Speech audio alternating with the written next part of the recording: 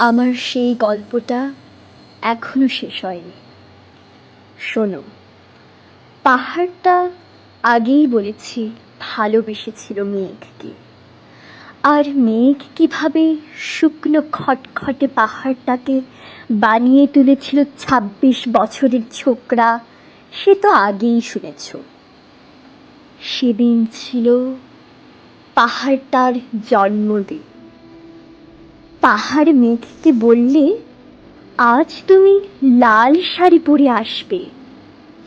মেঘ পাহাড়কে বললে, আজ তোমাকে স্নান করিয়ে দেব চন্দন জলে।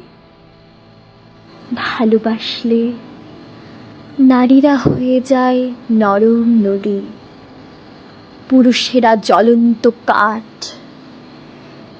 সেইভাবেই মেঘ ছিল পাহাড়ের আলিঙ্গনের আগুনে, পাহাড় ছিল মেঘের ঢেউ জলে।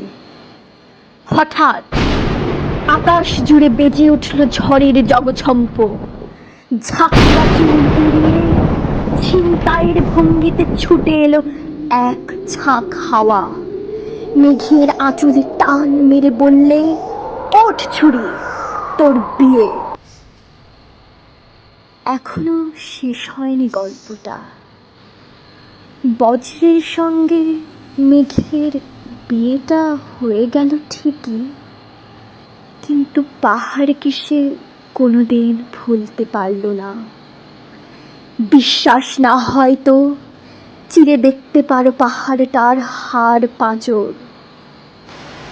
ভিতরে থই থই করছে শত ঝর্ণার জল।